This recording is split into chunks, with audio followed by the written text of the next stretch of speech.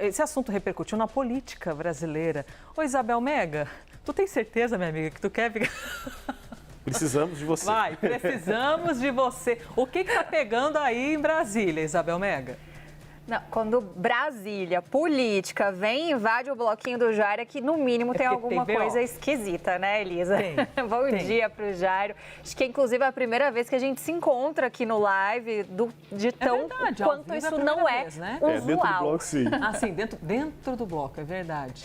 Mas vamos lá explicar por que a política está invadindo isso. Porque, é claro, vivemos uma espécie de fla-flu na nossa política também. A nossa política polarizada entre PT e PL, entre esquerda e direita, e que tomou as dores com esta possibilidade de uma camisa vermelha da seleção brasileira.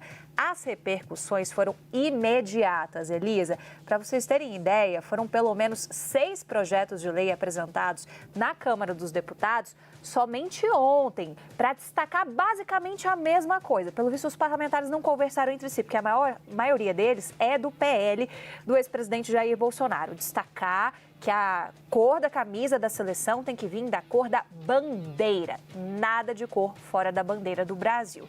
É essa linha de argumentação principal de todos esses projetos, mas foram 6 iniciativas. Se eu não me engano, tem uma iniciativa só, que é de um parlamentar do MDB, mas o restante é tudo do PL. Não conversaram entre si para pelo menos economizar, apresentar só um, já que todo mundo quer a mesma coisa, né?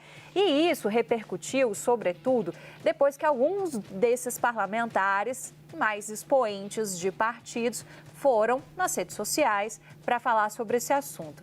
A nossa Mariana Gouveia preparou para a gente uma arte com essas principais reações. A primeira que vocês têm na tela é do senador Flávio Bolsonaro, dizendo assim: olha, quero acreditar que isso não é verdade. A camisa da seleção sempre foi um símbolo da nossa identidade nacional, do nosso orgulho, das nossas raízes. Sempre foi verde e amarela, as cores da nossa pátria.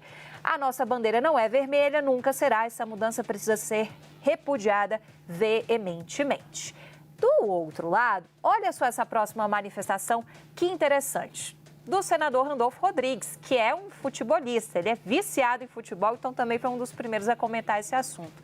E olha só que interessante o que ele diz: as cores da nossa seleção não são uma identidade ideológica, elas representam o que nos distingue do mundo.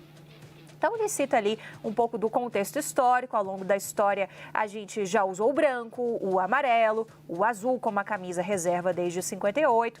E as cores de uma seleção têm relação com a identidade nacional. Coerente com isso, a Alemanha usou o vermelho e preto em 2014. Dá esse exemplo ainda lá da Europa. Qualquer cor diferente do verde, amarelo, branco e azul não se justifica. Então, querendo ou não, está concordando com o senador Flávio Bolsonaro. E ele diz, além do mais, a essa altura, a gente tem tanta preocupação bem maior com a seleção, como, por exemplo, garantir uma boa classificação para a Copa de 2026. Isso, com certeza, une todo mundo. E ele é flamenguista, hein?